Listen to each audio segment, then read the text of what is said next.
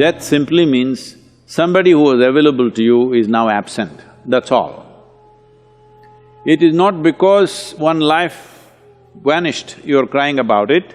It is just that somebody who was, filling a part of the collage for you is absent, so it leaves a hole in your life. Depending upon how close they were, accordingly it leaves that big a hole in your life. So, what you're battling with is not the death of a person, what you're battling with is the size of the hole they have left in your life. Suppose a faraway relative or a friend, somebody that you know, an acquaintance died, you feel bad for an hour and then you get back to normal. But somebody very close and dear to you passed away, and now they've left a huge hole. So your problem is you trying to tend to this hole, which is within yourself. This hole has happened essentially. Now what I say may sound little brutal for people who are in that situation, but one must understand this. If you look for solace, yes, if somebody comes to me who have just lost somebody dear to them, I will also hug them and, protect them and give them some solace. But you must decide whether you want solace or you want a solution to your life. Because today this person will die, tomorrow that person will die, day after tomorrow I may die myself, it doesn't matter. But people keep dying because we are dying kind of people. Let's understand this, all of us, we are dying kind of people. First thing that must be fixed in our mind, we are mortal by nature. So having said that, grief, we must understand, it is on many different levels. There is a psychological grief. In thought and emotion you suffer the loss of the person. But depending upon how much memory you have built within your body with regard to that person, let's say if it's your child or your husband or your wife or some kind of very close bond, then a certain amount of memory is there in your body. We call this traditionally in the yogic culture as runanubandha, that is, body has developed a bond beyond your psychological friendships and companionships and love and whatever else you have. Body itself has done this. A whole lot of people feel this. Somebody close to them died somewhere, they have not received any information. Suddenly they feel their energies are gone and they're like, they don't know what's happened, but suddenly they're almost sick, they're feeling like that, completely drained out. Then after a few hours or few days, information comes that this person is dead. But well before the information came, they will feel this because within the body there is a certain process that the memory starts undoing itself and you feel like you're dumped. Your runanubandha with your parents or with your children is strongest till you're 21 years of age.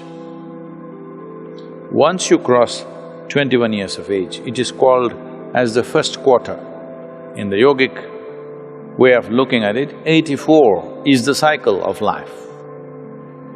The first quarter is 21.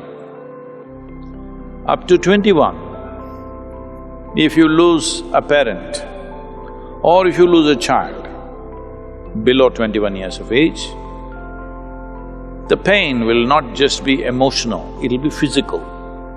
It will manifest in the body because there is a strong runanubandha. But beyond 21, it is largely psychological and emotional. When we say runanubandha, what you suffer emotionally or psychologically, that's not what we're talking about. We're talking about physical memories. Bodies have memories. Because what you call as a parent is the basis of this body, there is a very deep memory connection between the two that is at its strongest till 21 years of age. Once you pass that, it is weakened. Is it gone? Not totally gone, weakened. Let us say you're 42 years of age and you're a man, then you still have a reasonably painful runanubandha. But let us say you're 42 years of age and you're a woman, your Ronanubandha is almost negligible. Not that it's not there, it's there, but very, very low. So, the suffering that you go through is largely emotional and psychological. If you're psychologically very stable, emotionally balanced, you will see you will handle it quite effortlessly because there is no physical turmoil going on in the system. But the same thing, if they lose their husband, that Ronanubandha is physically painful because that is a different type of Ronanubandha. A child below 7.5 years of age doesn't have much Ronanubandha.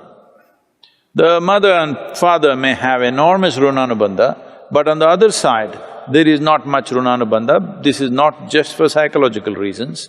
A child below 7.5 years of age doesn't suffer much, doesn't go through the turmoil physically.